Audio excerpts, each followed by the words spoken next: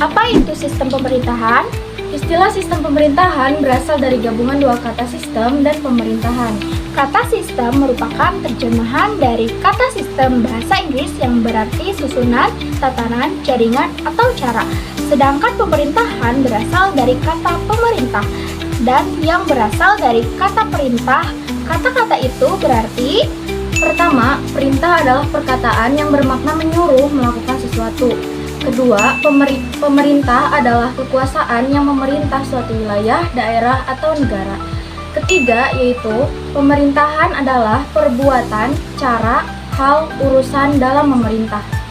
Sistem pemerintahan diartikan sebagai suatu tatanan utuh yang terdiri atas berbagai komponen pemerintahan yang berfungsi saling bergantungan dan mempengaruhi dalam pencapaian tujuan dan fungsi pemerintahan. Kekuasaan dan dalam suatu negara menurut Montesquieu diklasifikasikan menjadi tiga, yaitu kekuasaan eksekutif yang berarti kekuasaan menjalankan undang-undang atau kekuasaan undang-undang, dan kekuasaan legislatif yang berarti kekuasaan membentuk undang-undang, dan kekuasaan yudikatif yang berarti kekuasaan mengadili terhadap pelanggaran atas undang-undang.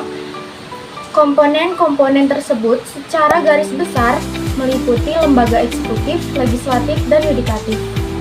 Selanjutnya adalah konstitusi. Konstitusi disebut pula sebagai undang-undang dasar adalah norma sistem politik dan hukum bentukan pada pemerintah negara. Biasanya dimodifikasi sebagai dokumen tertulis. Hukum ini tidak mengatur hal-hal yang terperinci, melainkan hanya menjabarkan prinsip-prinsip yang menjadi dasar bagi peraturan-peraturan lainnya.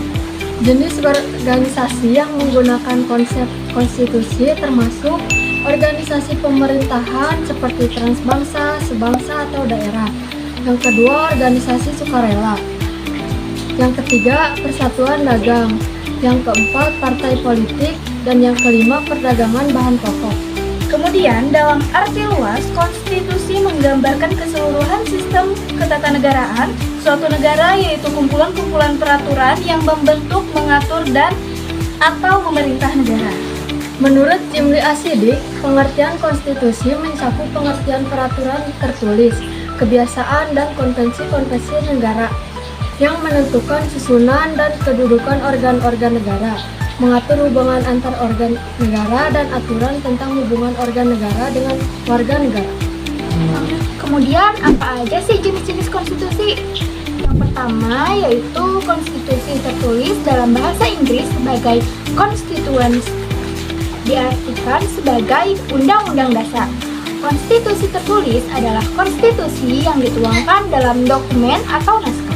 Pengertian konstitusi tertulis ini seperti pengertian konstitusi menurut K.C.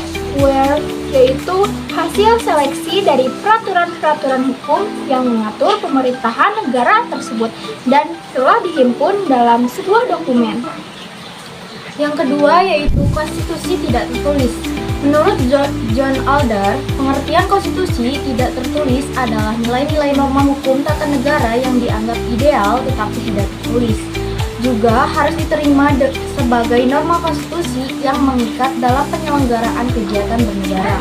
Nilai-nilai dan norma yang dimaksud dapat berupa pikiran-pikiran kolektif dan dapat pula berupa kenyataan-kenyataan perilaku yang hidup dalam masyarakat negara yang bersangkutan. Berikutnya yaitu sistem pemerintahan dari awal merdeka sampai dengan sekarang. Yang pertama yaitu sistem pemerintahan awal kemerdekaan tahun 1945. Indonesia memakai sistem pemerintahan presidensial di mana presiden bertindak sebagai kepala pemerintahan dan kepala negara. Menteri bertanggung jawab langsung kepada presiden, bukan DPR. Presiden dipilih oleh MPR dan bertanggung jawab kepada MPR. Menciptakan sistem pemerintahan kuasi parlementer presidensial. Dan yang kedua adalah sistem pemerintahan tahun 1949. Dengan memperlakukannya Konstitusi RIS 1949, Indonesia berubah menjadi negara federal dengan sistem parlementer. Belanda sempat mencoba untuk mempertahankan kekuasaannya melalui agresi militer 1 dan 2. Konversi meja bundar KMB akhirnya menghasilkan kesepakatan pembentukan Republik Indonesia Serikat atau RIS. Yang ketiga yaitu Sistem Pemerintahan UUD 1950. RIS tidak bertahan lama. Beberapa negara bagian bergabung kembali menjadi NKRI pada 19 Mei 1950. Pemilu pertama digelarkan pada Desember 1955 untuk membentuk konstituante, tetapi gagal menyusun UUD baru. Melalui Dekret Presiden 5 Juli 1959, UUD 1945 diberlakukan kembali. Yang keempat yaitu demokrasi terpimpin. Dekret Presiden 5 Juli 1959 mengubah sistem dari demokrasi liberal ke demokrasi terpimpin. Presiden memiliki kekuasaan lebih besar, tetapi terjadi berbagai penyimpangan seperti ideologi Pancasila digantikan dengan Nasakom. Presiden berwenang membuat hukum tanpa DPR. Soekarno ditetapkan sebagai presiden seumur hidup dan kekuasaan lembaga tinggi negara berada di bawah presiden. Yang kelima adalah Orde Baru. Dimulai dengan naiknya Soeharto sebagai presiden, Orde Baru tetap menggunakan sistem presidensial. Akan tetapi praktiknya lebih dikuasai presidensial. Ciri-cirinya yaitu yang pertama adalah pemilu untuk mengisi anggota MPR, DPR, dan DPRD.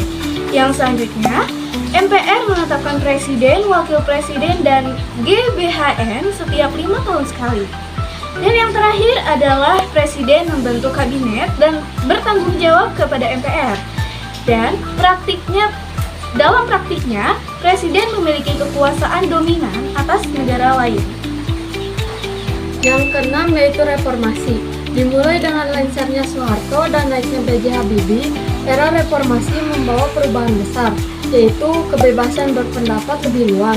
Gus Dur memberi perlindungan bagi minoritas, pemisahan TNI, Polri dari ABRI, peningkatan supremasi sipil dalam jabatan publik, dan terakhir reformasi hukum dan politik dengan fokus pada perencanaan hukum, peningkatan kinerja lembaga peradilan, serta kesadaran hukum dan HAM. Selanjutnya yaitu sejarah ketatanegaraan Indonesia mencatat 4 periode berlakunya Undang-Undang Dasar. Yang pertama, tanggal 18 Agustus tahun 1945 sampai 27 Desember sampai 1949. Undang-Undang Dasar 1945 disahkan oleh PPKI sehari setelah Proklamasi Kemerdekaan. Undang-Undang Dasar ini menjadi konstitusi pertama Indonesia. Yang kedua yaitu tanggal 20 Desember tahun 1949 sampai 17 Agustus tahun 1950. Konstitusi Republik Indonesia Serikat atau RIS berlaku saat Indonesia menjadi negara serikat akibat konferensi meja bundar. Sistem pemerintahan berubah menjadi parlementer. Yang ketiga yaitu tanggal 17 Agustus tahun 1950 sampai 5 Juli tahun 1959. Undang-Undang Dasar sementara tahun 1950 diberlakukan ketika Indonesia kembali menjadi negara kesatuan. Sistem pemerintahan yang digunakan adalah parlementer dengan presiden sebagai kepala negara dan perdana menteri sebagai pelaksana kekuasaan eksekutif. Yang keempat yaitu tanggal 5 Juli tahun 1959 sampai dengan sekarang. Dekret Presiden 5 Juli tahun 1959 memberlakukan kembali Undang-Undang Dasar 1945. Jadi kesimpulannya adalah sistem pemerintahan Indonesia sudah banyak berubah sejak merdeka. Dulu sempat ganti-ganti dari sistem presiden langsung lalu ke sistem parlementer atau perdana menteri yang pegang kendali, terus balik lagi ke sistem presiden. Perubahan-perubahan ini terjadi karena keadaan politik dan sosial di Indonesia juga ikut berubah. Indonesia punya cara sendiri dalam menjalankan pemerintahan karena dipengaruhi oleh budaya dan kebiasaan masyarakatnya. Yang penting, sistem pemerintahan Indonesia terus berusaha menyesuaikan diri dengan kebutuhan rakyat sambil tetap menjaga demokrasi. Sekian dari kelompok kami, mohon maaf bila ada kesalahan dalam pembuatan video maupun makalah. Assalamualaikum.